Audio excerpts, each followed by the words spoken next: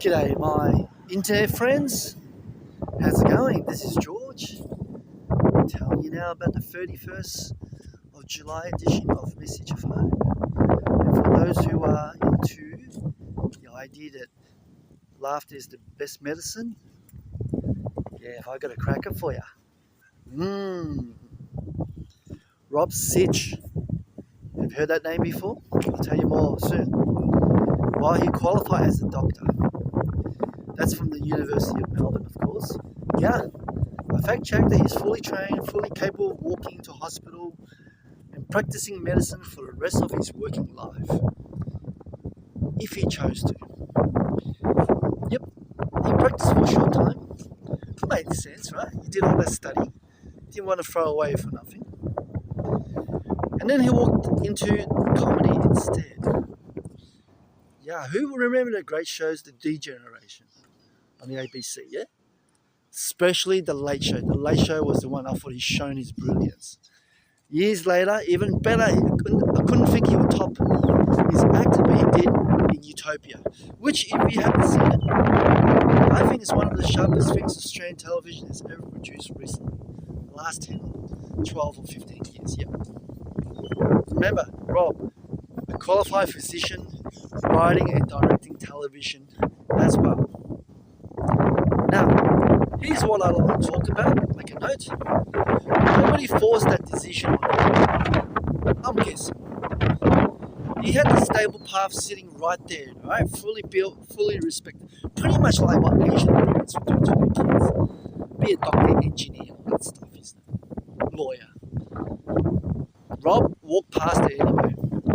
And I suspect that's exactly the moment most of us would freeze up.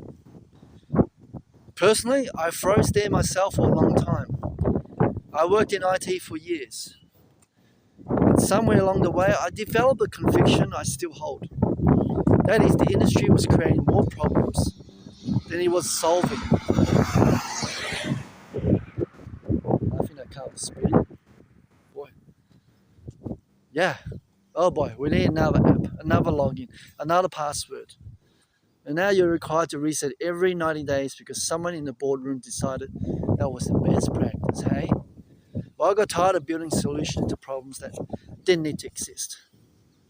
That's my little rant. And I'm totally wrong in many points by today's standard. But conviction on its own doesn't pay a mortgage, does it? And that's the part nobody tells you when they're cheering you on to follow your passion.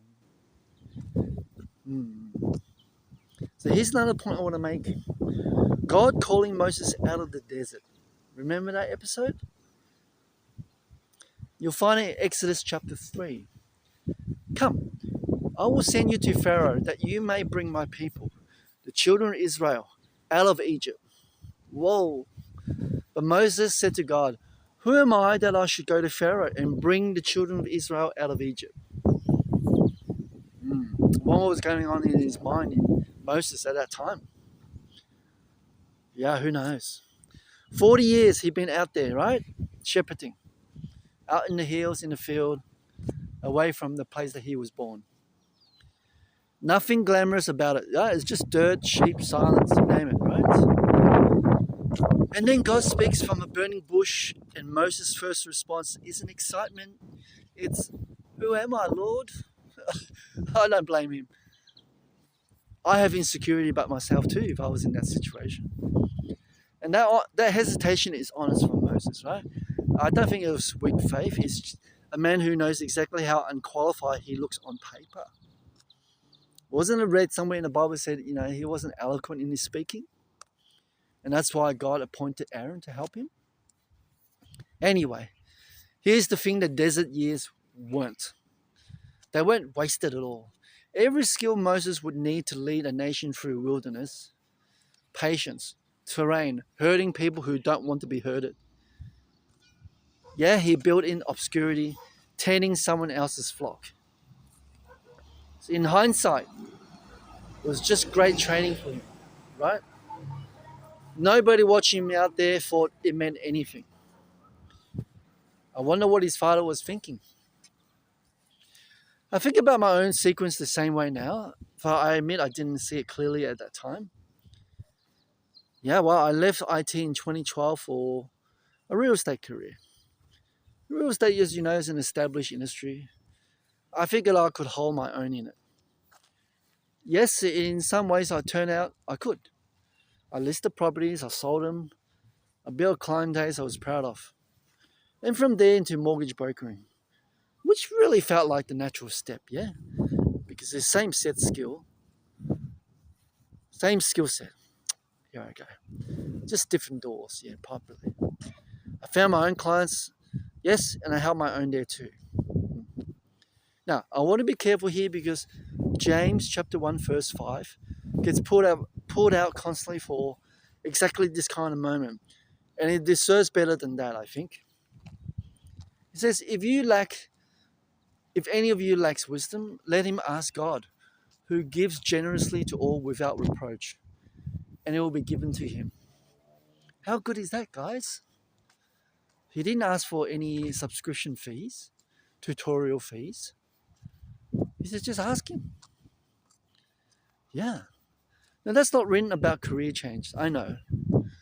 It's written to people in the middle of genuine trials, trying to hold on, especially Christians. Maybe the principle underneath it travels honestly to this. As wisdom for a pivot isn't something you're born with, right? You ask for it. If you ever wonder whether God actually cares about the practical stuff, your job, your family, your money, the timing of it all, I hope the message is good enough for you. Encourage you to subscribe to this channel. Share the video and give it a thumbs up. Thank you. Yes. Now, no clean plan waiting in a drawer, right? Some mornings I would sit with a coffee going cold and open their free job sites and close all free without applying to anything. Yes, I didn't give you background to it, but I'm going to tell you why. Because I got retrenched out of that sequence. Yeah, I went from real estate, mortgage, and then I got a job into IT again, and I got retrenched. Am I sad? Nah, not at all. Because there's always a new opening, a new beginning, especially what I'm doing now. I really enjoy what I'm doing. I really do. Now, what came next was aged care, which is the most surprise to me. I do on a casual basis. I'm there on some days during the week. Others I'm not. I chose this deliberately because partly I've made my own estimation that it's one of the harder jobs to hand over to a machine anytime soon. Because you know the AI is destroying a lot of jobs. But I think in the future AI probably bring a new batch of jobs for people who would embrace it. And I still run my money coaching on the side for whoever wants it. So hit me up if you need some help. But here's the part that actually matters, right? It happened before any of the retrenchment. I paid off my house. Thank the mighty Lord. Even till today, I still thank him. And once that was done, I noticed I started dreaming about changing vocation again. You know, the same restlessness from the IT years resurfacing. Except this time, I didn't just sit with the dream. I started planning. I kept on saving, kept exploring what was actually out there quietly, while everything on the surface looked settled. Friends, that's the difference. Faith doesn't mean the door opens just because you want it to.